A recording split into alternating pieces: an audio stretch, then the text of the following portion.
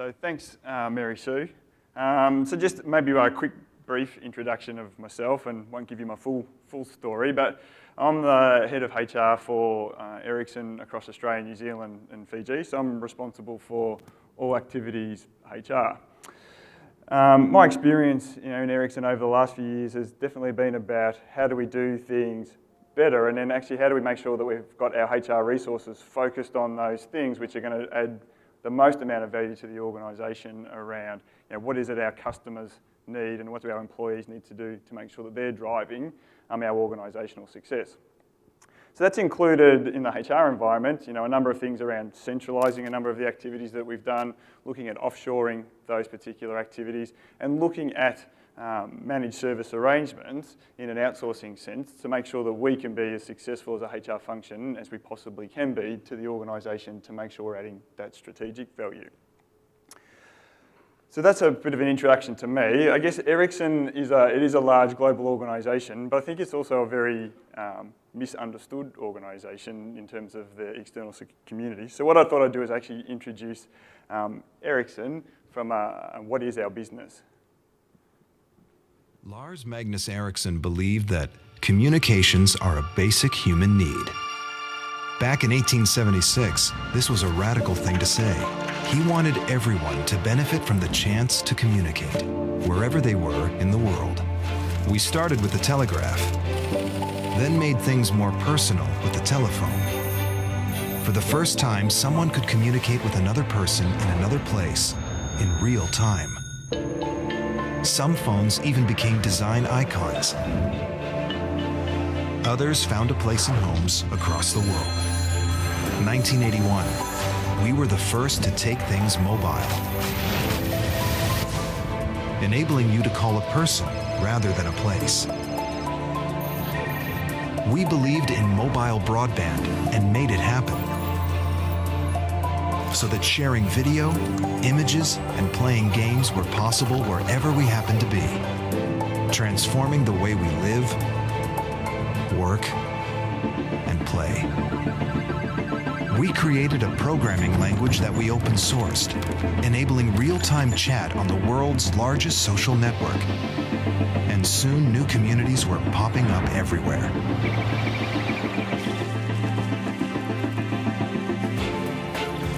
Let's not forget Bluetooth. That was us too. We've tackled extreme projects in the most challenging conditions, such as supporting major disaster areas in their recovery, helping refugees find loved ones in days, not years, bringing mobile internet into the heart of the Amazon, providing new communications to 13 million people in just 13 months, or helping people to share in amazing spectacles.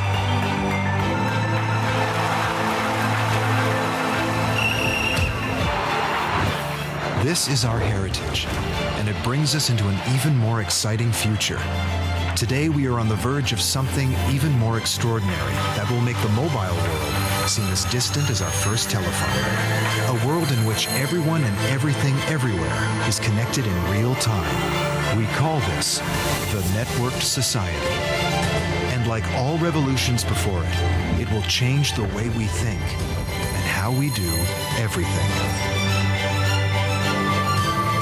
A connected world is just the beginning.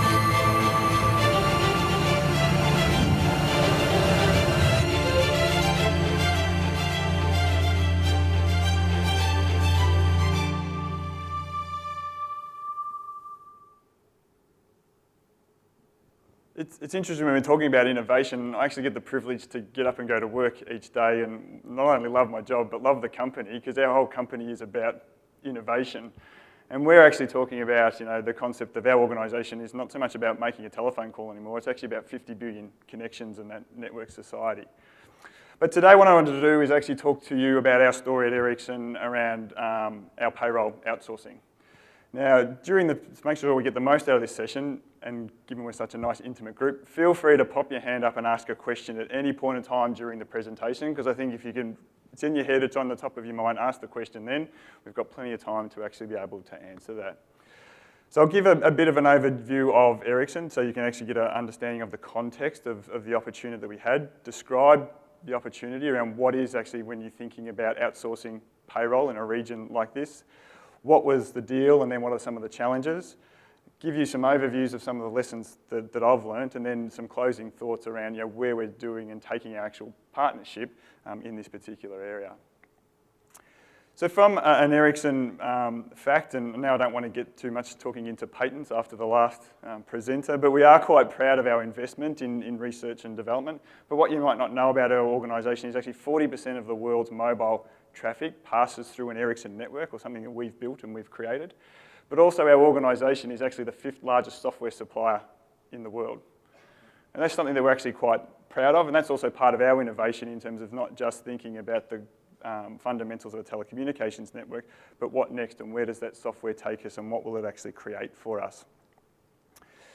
Also proud from an organisation, just in the context of the things we've been discussing, is our LinkedIn presence. Actually, we are in the top 20 organisations globally of people who actually follow our organisation or our company on LinkedIn. I think a strong part of that is actually, you might have seen in that first part of the video, is that we have a strong corporate social responsibility, the things that our organisation does on the global stage to support during disasters and those sorts of things. But what is the opportunity? So I thought I'd better just articulate Southeast Asia and Oceania for you in the context of what this managed service outsourcing arrangement is that we have. So for us, Southeast Asia, I look at it as it excludes everything except India, China and Japan, is then what we really cover in this particular area. And I also love working in our particular region, and as you would all appreciate in the room, of just how diverse our region is, how diverse the thinking is, how diverse the culture is, how diverse the economics of our particular region. And as HR practitioners working in a global organisation, they're things that we need to work on and think about in our daily jobs. So from a work point of view, Ericsson employs in 12 countries across this region, hopefully 13 soon as we move into Myanmar. We employ about 4,500 people. And at the time of starting this solution, we actually had a HR community of 55. We're now down to a HR community in the mid-30s, because part of this overall activity, thinking about how do we do things differently, how do we do more outsourcing, we're trying to make sure that our HR resources that we have internally are very much focused on the company strategy and delivering those things for the organisation. One of the other things which I think we had at the beginning is we do have a strength in Ericsson around our HR management system. We have a SAP platform, but it is consistent in every country around the globe. The way that we maintain employee details and data in that system is exactly the same in every country that you go. So that was important in terms of thinking around our organisation. We have 12, or at the time we had 12 different payroll processes, so every individual country had their own way of thinking about payroll and managing payroll. We are in, or had been in the process of making sure that we were establishing a shared service centre, an internal shared service centre in the Philippines. We are looking to make sure that that is also a centre of excellence internally, things around reporting, making sure that those transactional activities such as getting employment contracts generated or changes in pay are all done in a centralised manner for the organisation. And also when we're considering as you guys will all be well aware, every country has its own individual labour and tax laws. We have an individual contract in all of the countries, thinking about all of the different benefits. They're all the sorts of things that you need to weigh up in the complexity when thinking around a managed service or an outsourcing payroll solution in this region. So we set ourselves an ambition or a vision around what we wanted to do. We wanted to have each of our individual countries funnel their information into our shared service centre infrastructure in Manila. So our goal was to channel anything to do with payroll into that environment. That environment would then be the single source of engagement to a third-party provider, which we would then make them fully accountable for our multi-country payroll solution. That was everything from making sure that they delivered on paying people. And as a HR director, I've got to tell you, when I get those SMSs sometimes and people saying, I haven't got my pay in my bank, and your heart skips a beat, all of those things that we do around talent management, talent acquisition mean nothing if you can't pay someone. So it is the most critical thing that we do have. making sure that they could do all our statutory reporting, all of our internal accounting, linking to employee self-service, managed self-service. It was interesting when we started the exercise. Coming from Australia, we had what I thought was something which was quite common, the fact that you would be able to go online and look up your pay slip at the end of the pay cycle and see, but across our business, that was not the case. We still had a number of countries who were getting paper pay slips delivered to them by an administrative group. And actually part of the change process, that was a really tricky one because some people actually still wanted to keep that, even though we said, no, we don't want to do that. We want to be able to demonstrate that we're a technology company, therefore an online pay slip is something which we should all be comfortable in dealing with. Also, those outputs that we would then want to see managed by the outsourced partner, everything from year-end reporting as well, bonus payments, those type of one-time cycle activities. So in setting this up, being a large global organisation, there's many key stakeholders, and this was considered quite a large project because in our particular region, we had not yet established a single one provider to do a single activity from our company point of view, but we were absolutely keen that that's where we wanted to head in our outsourced solution.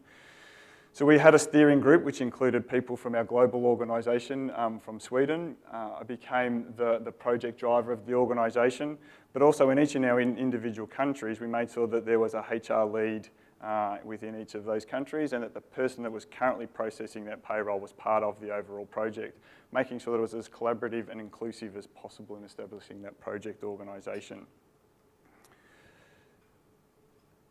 So in terms of the deal, how did we get there? So all organisations will have their own change methodology. We looked at it from a point of view of our 6-step process. What were we going to do to establish what was the actual marketplace? What would it look like? Was it possible? What would it look like in our region? Go through some interviews, move to contract to implementation, and then a review methodology. So if I just go through the first 2 steps, our fundamental, what we wanted to achieve was move our 12 countries from their existing solutions, which included everything from one particular country that had in-house resources managing payroll on a spreadsheet, through to countries which already had existing outsourced providers in place, to a single fully managed service solution. That was our desired or goal or wanted position that we started with from a vision point of view. We then looked at it in terms of making sure we only wanted one supplier to do that. We wanted a best-of-breed technology. Part of the element and reason of why we're doing this, it wasn't all about cost. Some of it was actually about risk management and SOX compliance.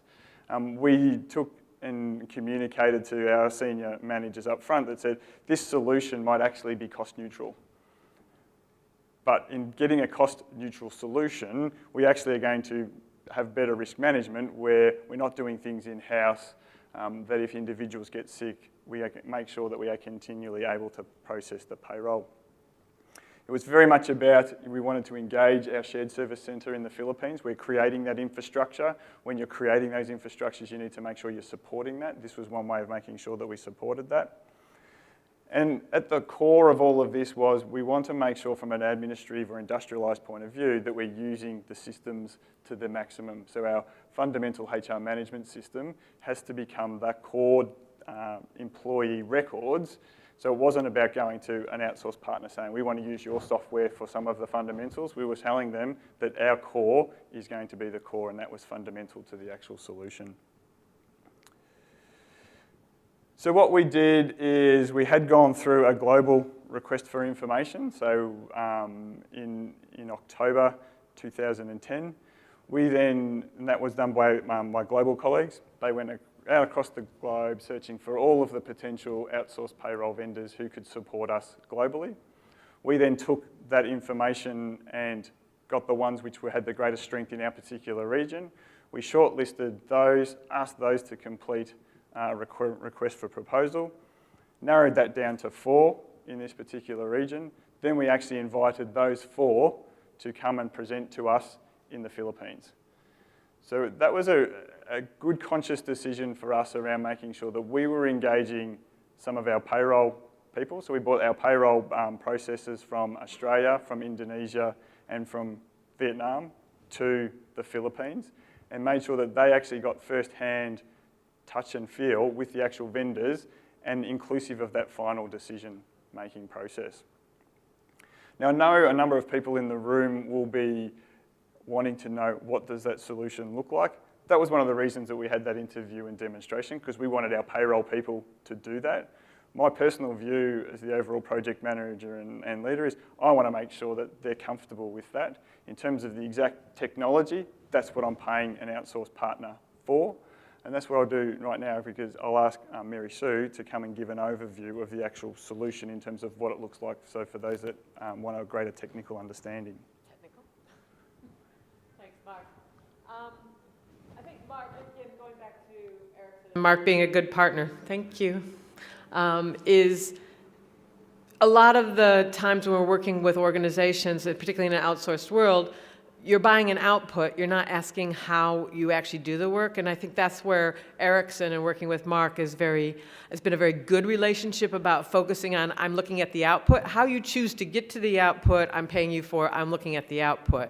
And so from a Talent 2 perspective, what the solution looks like is really very much the three components of the solution: the technology, the delivery location of that service that we're doing, processing pay, validations, making sure leaves are done, that sort of thing. And the third component is really about compliance and control and auditability. So those are the three components in terms of what we feel we bring in terms of the solution. In terms of what Erickson has in terms of a SAP interface, as Mark talked about, then in bringing in the zero to gross, and then we're doing the gross to net, the leave management, and as you guys know, across the region, leave is dealt in very many different ways, where it's a liability in Australia, other places it's just written off and not managed. It just depends on what's important to the country. And then also benefits administration, and again, very different region by region, whether you're managing rice allowances in the Philippines, superannuation in Australia. So again, the benefits administration part. So the whole gross to net calculations being done with all of the other financial implications from leave and benefits administration or time attendance, whether it's negative time or actually timekeeping, to be able then to produce as an output the statutory and legal requirements for the country, whether that's a superannuation filing, a tax filing, whatever it might be, and then also back into Erickson in terms of doing the financial reconciliation from a GL and account perspective. And obviously dispersing money into employees' bank accounts, paying them, and making sure that it shows up on time. So in a lot of ways, it's what you guys all know and love, but it's being very careful about, and what we see as a difference is we're taking from Erickson that zero to gross information. So that allows them to protect, as Mark said, the master record of employment sits in the SAP system. That's the valid point that says, I have an employee, this is a valid employee of Erickson, and the rules associated with that employee of more of the grade that they're at, how much they get paid in terms of where their ranking is, or their what performance measurements or whatever. And very clear in terms of the differentiation between ourselves managing the back end of what we're doing, and very clear responsibilities and governance for the cutoffs of what we deliver. In the middle, and this is where Mark and Erickson are good partners. In the middle is we're processing pay for Erickson in a variety of locations, in Australia, in the Philippines, in China, no, not China, threw the wrong one. Australia, the Philippines, a couple other locations, I'll think of them in a minute. And how we do it and what we do, as long as we do it in a statutory and compliant way, Mark and the team aren't going to come into the center and tell us how to run pay. What they're really looking for is a very strong output in terms of what we're doing. Can you click your slide forward for me? Thank you. The other thing that's really important, as Mark said, is that is making sure that we're on the web. and as a technology company, they wanted to make sure that electronic pay slips, all the other things that are important. But as you guys know, not everything in this part of the world can be done on the web. So certain countries like Australia, very easy to do a lot of the filings and management through electronic means. In Vietnam and places like that, it's having somebody queue up at the tax office with stacks of paper and have them make sure that they get it through the appropriate filings. So it's both sides of it, and you have to support both a vision of where you want to go, which is being 100% electronic, but also the reality in the marketplace of what's the art of the possible. One more, please. And one of the other things that's really important we see and has worked well with Ericsson and our other clients is the delivery locations and network. We believe you can put in efficient and effective shared service operations, those things that make sense, and then other things need to belong in a country. And it's just because either statutory and legal reasons, like Vietnam, as we described, or just it makes more sense to do the right quality control in there. And then you take someplace like Japan, where you need to file social insurance. It's a very paper-based process, lots of chops and things on the paperwork you need to do. It makes no sense to centralize that because you need to physically deal with that signing off and handling from a social insurance perspective. So one of the things that we see is quite important and use with Ericsson and other clients is both a centralizing of services where it can be centralized, but then there are a lot of things in this region you still need to leave in country, and you can't electronically do it, and you can't do it from a shared service location. So again, combining together. And as Mark said, as we go down this journey, the next country we're looking on the list is Myanmar, and we're both going down that journey of discovery of how to pay people in Myanmar. So that'll be the next challenge we have as a partnership. Mark? Okay. So from that was part of then the bells and whistles presentation. So that was the Talent 2 bells and whistles presentation in 2 seconds. We had that from 4 other providers. We then needed to select our preferred partner, and we did select Talent 2. But actually, in terms of then going through to the thinking about that as we're going through all those presentations, because what comes up is all of these different things that you'll hear from these different providers. So you'll actually need to be conscious around, well, what is it that you actually value and what is the most important thing for you?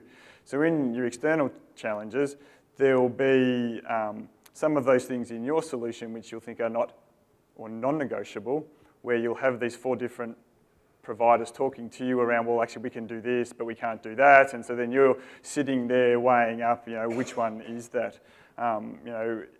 Then you get tested because we sat down and said we wanted one size fits all for the region in terms of our interface.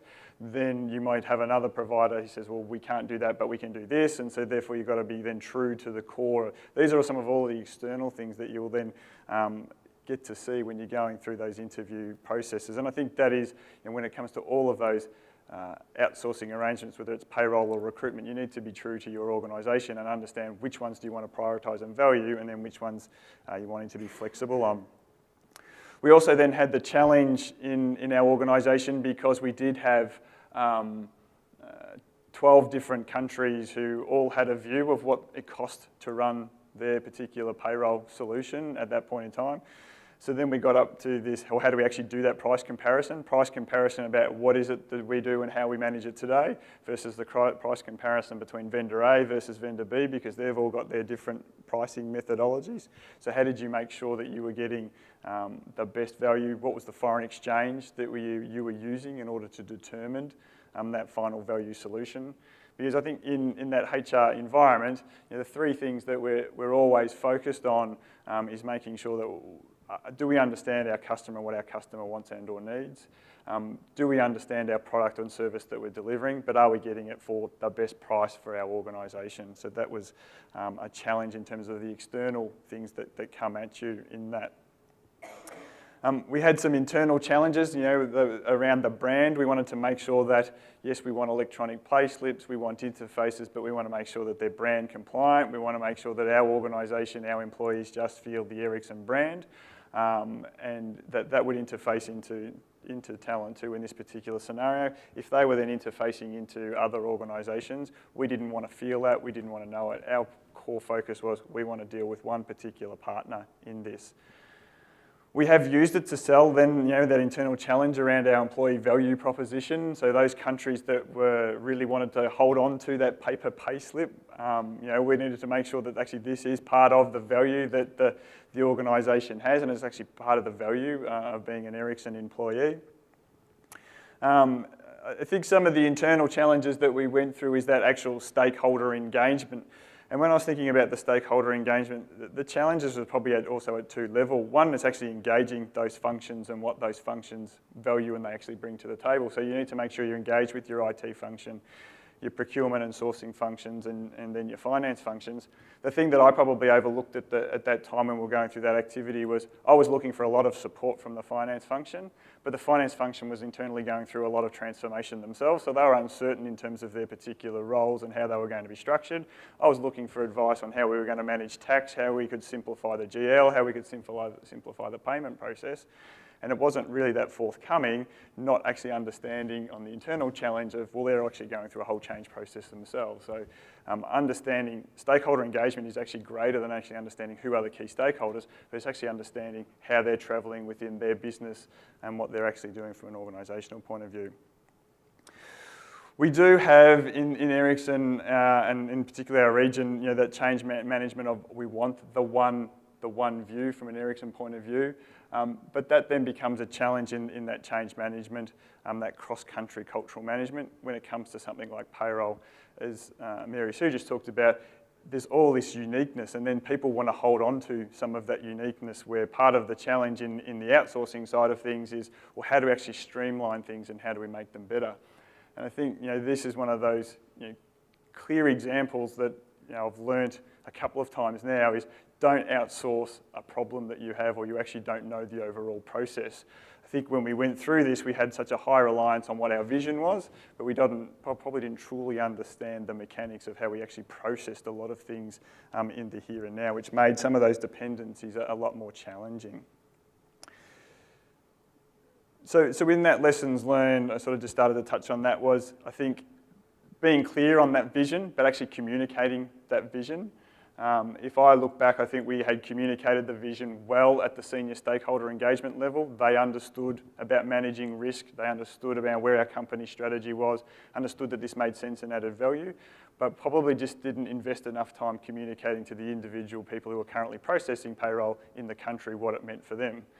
So some of them will quickly join the dots that says, well, I actually currently process payroll today. For example, in Vietnam, we had 2 people processing payroll, and now I have this managed service arrangement. Well, what does that mean for me? And then how do I hold on to things? And so therefore, in the change process, it becomes quite difficult because people aren't letting go. So we weren't being fair to our managed service provider and sort of saying, well, actually, you are now responsible for, but we still had our fingers in the pie in a few things. I think one of the other things is up front in the lesson learned was around being clear on those goals and objectives, one with your own internal organisation, but with your partner, and that upfront understanding of partnership. What we did really well in this particular implementation is as we set up waves, so we implemented countries in groups of 3, we did a very good change process in implementing that. And I think the systems that the Talent 2 brought to the table and the partnership that we were able to create there in actually doing that transfer was very, very strong. Where we then failed, though, I think, was we went through I've implemented that country, let's move on to the next 3. And then we got into implementing that, and let's move on to the next 3. But we actually started to have a few challenges in the first 3 countries, but we'd lost a little bit of sight of, well, how are they actually going? Because we were spending so much time and energy, because we set ourselves these goals and milestones and objectives. We will do this in 12 months and we will have this implemented, but you can't lose sight of the actual, what you've implemented and that partnership arrangement and then the ongoing management piece. I think for us a must-have was internally in Ericsson we appointed a dedicated resource to implement this as a particular project. I look back now and go, if we didn't have that, I don't think we would have been successful, but we put a full-time project manager into the Philippines to manage this as a dedicated activity on the Ericsson side. That was, I guess, one of the real benefits of actually being able to create that partnership in the solution as well, because they were able to be a central point of all of the different resources, engagements you will deal with both internally and with your outsourced partner. I think the must-have is that cultural appreciation, as we talked up front before, this is a very, very diverse region. So what it means to process payroll in Bangladesh is different to Australia, is different to Singapore. Understanding that and actually being appreciative of that and the actual change process in that. A lot of the organisations, global organisations are centralising and looking how do we create economies of scales and efficiencies. We all need to do that, but let's not lose sight of the people and the people engaged in the process and the nuances of those cultural appreciation that we have. I think that the other thing was, understanding of complexity. As I said before, I think we had a really good view of the vision. One of the things we probably didn't have such a robust view is how we actually processed our payroll today.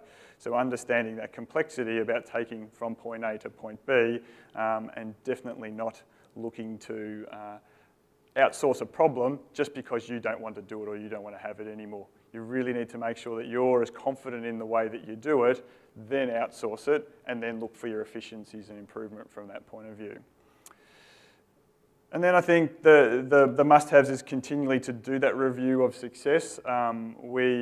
We did get to the end of doing our 3 waves, and then that's when we started to look at how is it going. We've now implemented monthly team meetings, and we do call them team meetings between Ericsson and Talent too, about how we're travelling, doing each country, making sure we've got the traffic lights of what's going on in each individual country, because we still will and will always process payroll at an individual country level. You can't, whilst we want to regionalise and do lots of things and say, yep, let's do it like this, each individual country will still need to process their payroll. And then I think that what that has really allowed us to do, now that we have that framework, is the business expansion, which is in around, we're now looking to move into a new country, moving from Burma to Myanmar, and how does that all look, and making sure that we pay people correctly. We're looking to expand quite quickly in there, so then all of a sudden there becomes a lot of pressure. When you get into those pressure situations, I think one of the strengths which makes it successful is if you've got a good, strong relationship and partnership, then you can get through some of the challenges, because both sides of the equation will be facing all of these new challenges. It's a new market, new risks, lots of unknowns. How do you both get on, because you're both wanting to be successful with your customers and your business in that environment. So I really just wanted to sort of bring that back to from a summary point of view, that just sort of said, it was being about really clear with your vision, being clear with your outsourced partner about where do you want to be, how do you want to get there is an absolute imperative. For us, it is absolutely about how do we make sure and maximise economies of scale with the infrastructure from an Ericsson point of view. We're setting up a shared service centre in the Philippines. How do we maximise that? And then how do we actually then hand it over to an outsourced partner, and we actually have a frame agreement which is very clear in a set of, here are the 5 KPIs that we will measure you against every month. How you go off and do it is absolutely up to you. If you're not achieving those KPIs, then we'll have a different conversation. But if you're achieving them, people are being paid and everyone's happy, then I'm absolutely happy with that. That was it. I thought I'd just one last video, because I like my videos around Ericsson, and this is a little bit of, I find it quite inspirational.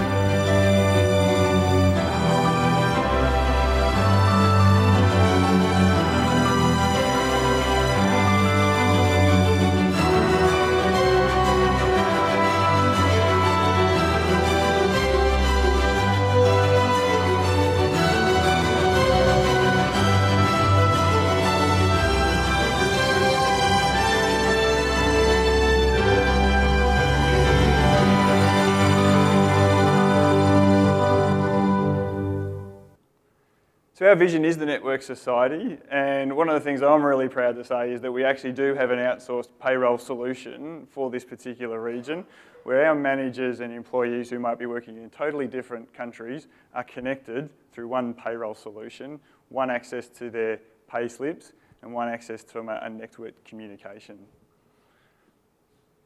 So is there any questions or that they would like answered, or? I see your kind of implementation schedules like about 2 years, October 2010 to August 2012. You actually just want to know, you actually use by phases, or is it country by country? That's the first question. And second question, if you can share, during your implementation, what are the two main key challenges that people want to implement these solutions to be aware of? Yep. Thank you.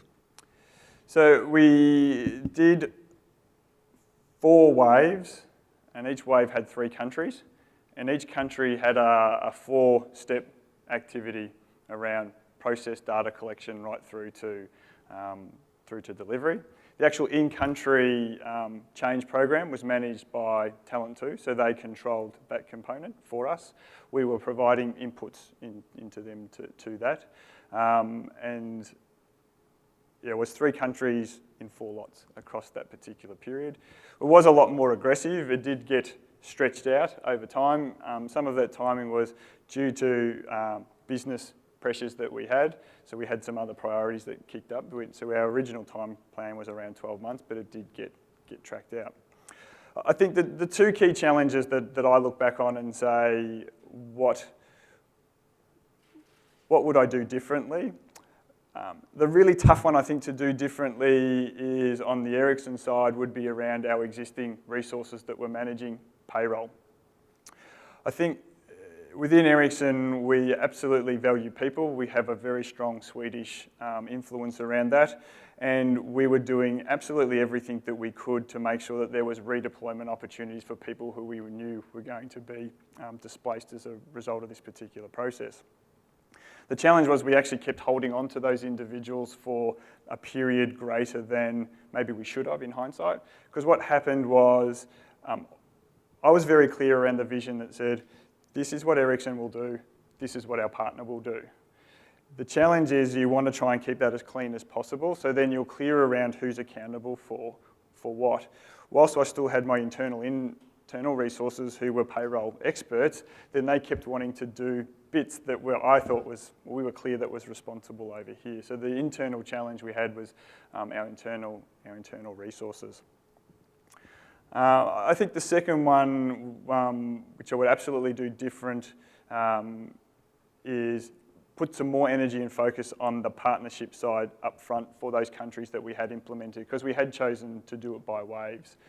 It was clear to me that we were so excited by getting something new and up and running, and there was bells and whistles in all those countries, and that was really, really exciting, but we had lost.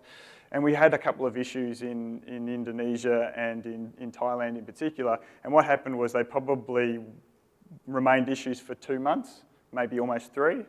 And we didn't close them out quickly enough because we were more focused on implementing the new shiny bells and whistles. That then led to challenges around, do we actually think this is the right solution? Are they the right provider? They're not performing. The reality is that it wasn't a question of who was performing or not performing, but the issues weren't being resolved quick enough because they were very easily resolvable issues by just creating some role clarity around who was going to do what.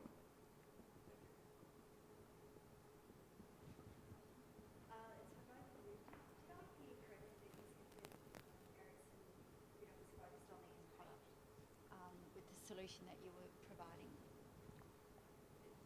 There were, at some point, you said earlier when you spoke, you said that Ericsson were interested in what the end result would be, not necessarily what the journey was. Yep. I'm finding, maybe it's finance, but I'm sure it's across all industries, that there's a greater emphasis on the risk compliance and the auditability of our solutions. So how is that going to, with that emphasis, evolve the solutions that you've put in place? is that something that will affect your processes and practices moving forward with the solution? Okay, so from my side, I'll talk about the Ericsson side.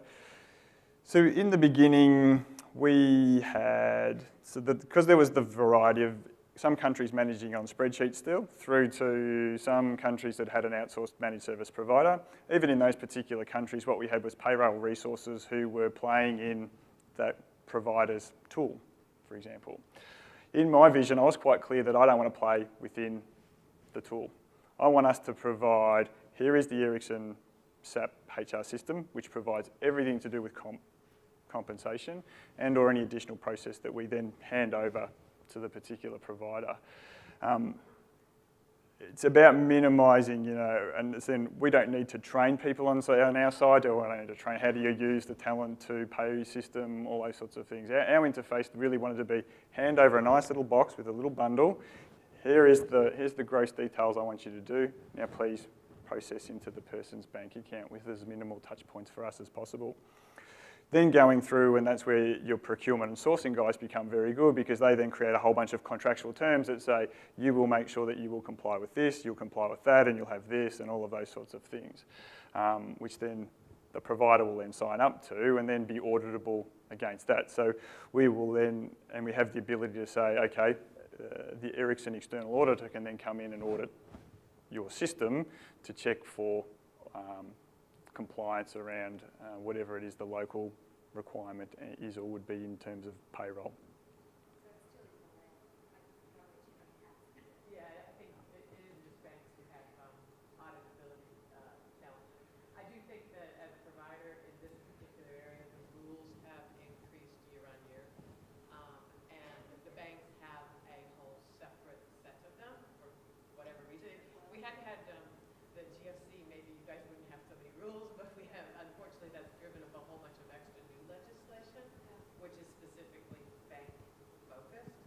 But I do think that even in the banking and the legislation that's required there from a compliance and control perspective, or for any organization from a compliance and control perspective, is that you get the balance right between your internal auditors and your external auditors and what we do as a provider. And part of it is making sure it's very clear about, as Mark said, and that's really important, is not taking away the responsibility of the provider. Because if you tell them how to do it, when to do it, where to do it, what to do, you might as well not outsource it. Because I've got to charge you, and your whole cost model is different. If you want this, yeah, I'll give it to you.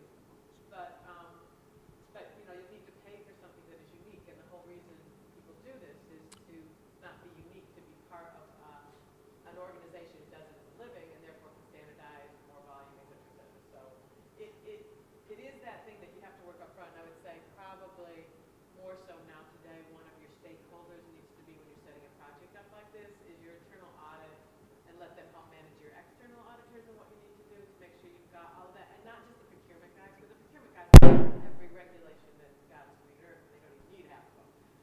And it's more about making sure you get your internal auditors involved to help.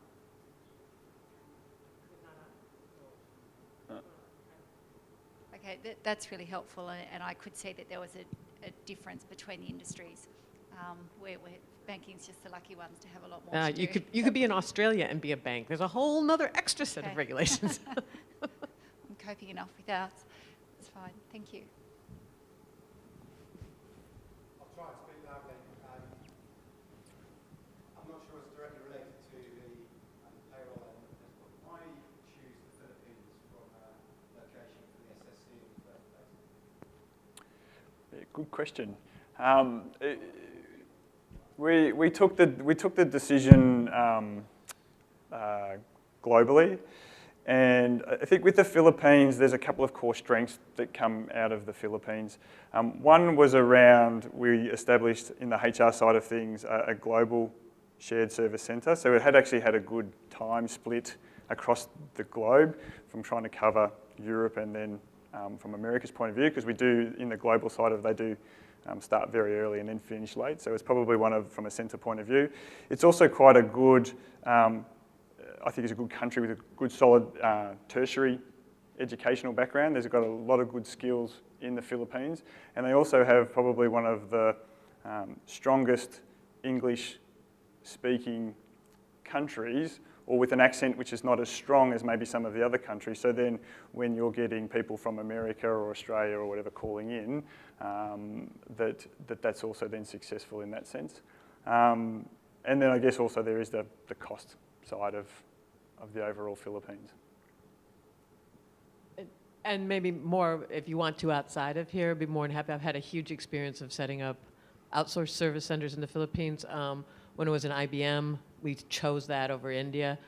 Since I've been in talent too, we've actually doubled down on what we're doing in the Philippines, and so I'd be more than happy to compare why the Philippines as compared to India or anywhere else that you could put an HR. You might have a different decision if it was something other than HR and finance. You might come up with a different answer, but from an HR perspective particularly, I'd take the Philippines any day of the week over India.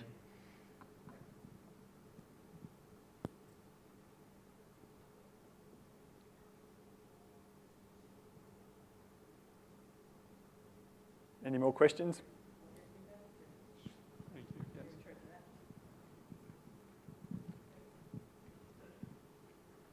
All right, well, if there are no other questions, I want to thank Mark and Mary Sue for a great presentation. We are